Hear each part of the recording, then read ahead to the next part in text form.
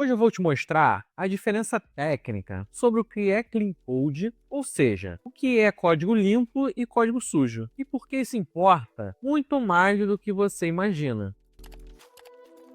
Imagina comigo, você foi lá e contratou um profissional independente.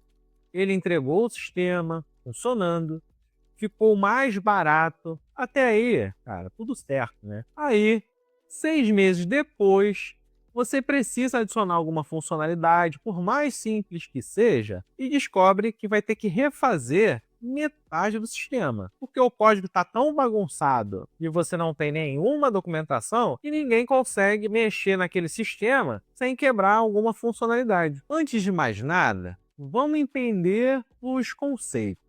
O que é Clean Code? Código limpo. É código que outros desenvolvedores conseguem abrir ali na IDE e conseguem ler de forma fácil, modificar facilmente. Ou seja, a gente tem uma manutenção muito tranquila. Agora, cara, o que é o oposto disso? Vou tentar fazer uma analogia aqui para vocês entenderem. Pensa em uma casa construída sem projeto de arquitetura nenhum. O pedreiro foi lá, saiu empilhando tijolo, fazendo do jeito que acha melhor, a casa fica de pé, tu consegue morar nela, tudo funciona, beleza? Mas aí imagina, você vai pendurar um quadro, você precisa fazer alguma reforma. Ninguém sabe, cara, onde é que passa cano, onde é que tá a fiação elétrica, qual parede que é estrutural, qual que não é. E aí qualquer mudança vira um pesadelo. Quem nunca furou uma parede e acabou estourando um cano num caso desse? Quando a gente fala de código sujo, o oposto de clean code é exatamente isso. Funciona, mas ninguém entende como. E mexer nele acaba sendo muito complicado. Então, deixa eu te mostrar na prática, tá? Esse código aqui, por exemplo, funciona perfeitamente. Mas o que é a variável A? O que é a variável B? Por que multiplica por 0,9? O que significa D maior que 100? Sabe? Fica tudo muito confuso. Você consegue entender? E olha, que esse é um exemplo muito simples. Imagina isso em um sistema com mais de 50 mil linhas. Como é que não ia ser difícil de entender? Agora, mesmo código, mesma lógica, mas agora qualquer pessoa, até você mesmo, que não é programador, vai conseguir ler e entender o que está acontecendo. Só da gente pegar o código, estruturar melhor, nomear as funções, elas acabam dizendo por si só o que cada uma faz. Agora as variáveis têm nomes que fazem sentido de fato. A lógica está separada e organizada. Isso tudo é o que chamamos de clean code. Agora vamos falar um pouquinho mais da situação mais comum. Você vai, contrata um profissional independente que vai resolver back-end, front-end, banco, DevOps, arquitetura e ainda faz o que há. E o que acontece? Quando você contrata alguém sozinho, acaba sim sendo mais barato, mas geralmente é feito o quê? Um processo mais ágil, que acaba não tendo muito processo,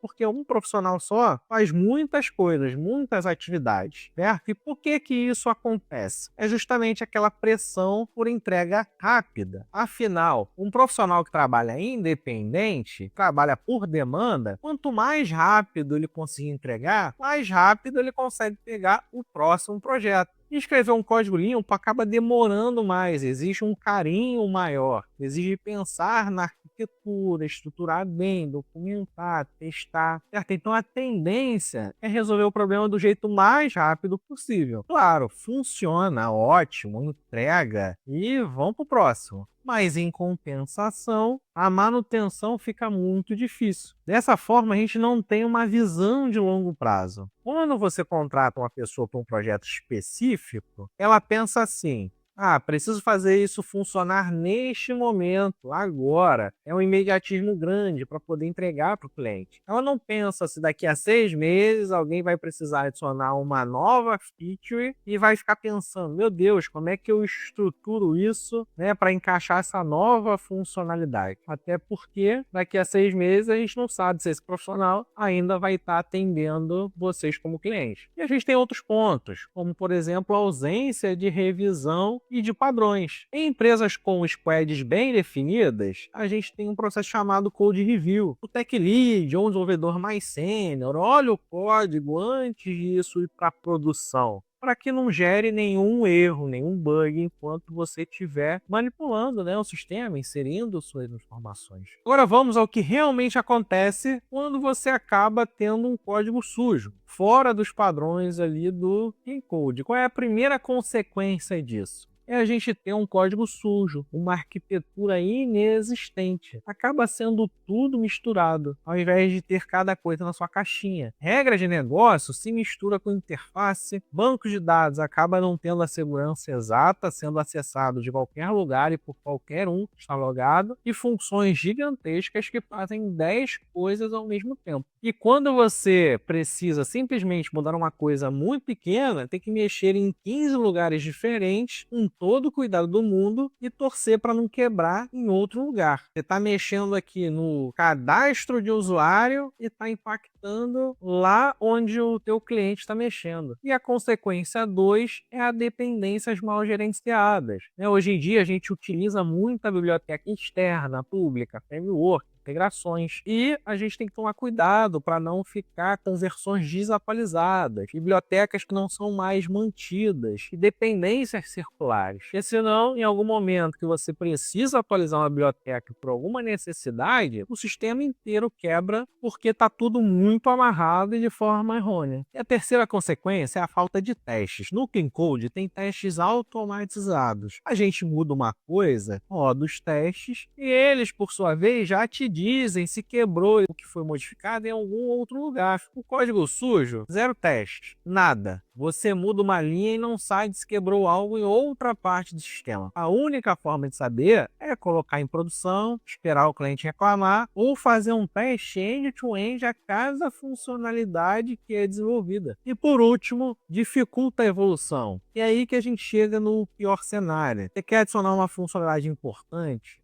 algo que seus clientes estão ali pedindo, que vai te diferenciar em relação à concorrência, você acaba chamando algum desenvolvedor para fazer aquele orçamento. Ele olha o código e acaba dizendo que, cara, com essa arquitetura não dá para a gente adicionar essa nova funcionalidade. O código acaba não suportando mais. Ou a gente refaz a arquitetura inteira, ou o risco nessa modificação é muito grande. Então, no final, você queria adicionar um carrinho de compras, agora precisa refazer o sistema inteiro. Então, às vezes, o barato acaba saindo caro. Então, o que diferencia o Clean Code na prática? Pilar 1, arquitetura bem definido. Código limpo em camadas muito bem separadas. Interface, o que o usuário de fato enxerga, onde o usuário lida com o sistema diretamente. As regras de negócio, onde ficam toda a lógica do sistema. Às vezes algum cálculo, alguma regra específica. Acesso a dados, banco de dados, APIs. Então é tudo muito bem separado, organizado. Você quer mudar a interface? Muda só a interface, isso não impacta nas outras camadas. Quer trocar o banco de dados? Troca só a camada de dados. Dessa forma, o impacto é muito menor. Pilar 2.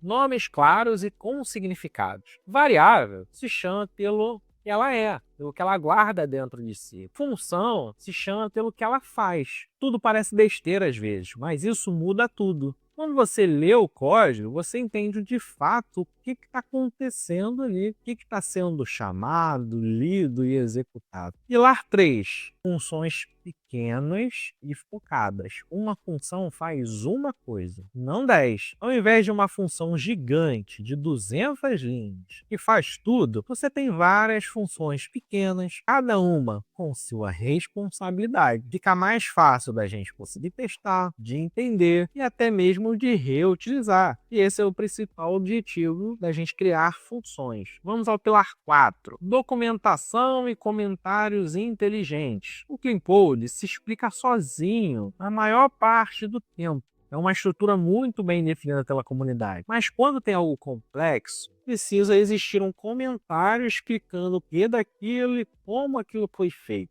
Vou colocar um exemplo aqui na tela. Isso é uma documentação útil. Explica a decisão, o motivo, não o que é óbvio. O óbvio, o código por si só, já explica. Pilar 5. Testes automatizados. Clean Code, geralmente, a gente constrói alguns testes. Por quê? Porque quando a gente muda algo, a gente consegue rodar os testes e ter certeza que não quebrou em qualquer outro lugar. Isso dá confiança para evoluir o sistema sem um grande receio. Mas aí, vamos aos sinais, Como você sabe, você está contratando alguém que vai escrever no modelo do Clean Code. Quais são as principais perguntas que você pode fazer? Você pode perguntar: vocês fazem code review? Se a resposta for hesitante, então já é um sinal de alerta. Como vocês estruturam a arquitetura do sistema? Se não souber explicar de forma muito clara, pode acabar tendo problema depois da entrega. Vocês escrevem testes automatizados? Se disser que não precisa, corre que é furada. Posso ver exemplos de códigos de projetos anteriores para entender melhor como vocês constroem? Se houver alguma negativa ou uma desculpa, é bom levantar a bandeira vermelha. Como vocês documentam o código? Se disserem, o código se explica sozinho, sem muitos detalhes, cuidado. Isso é um ponto muito importante. Então vamos lá, cara. Assim, em resumo, não usar Clean Code não é culpa sua. Você confiou em alguém e foi entregue dessa forma. Mas agora você já sabe o que procurar, o que perguntar. Então, galera, se esse vídeo foi útil, compartilhe com alguém que precisa saber disso. Valeu e até o próximo.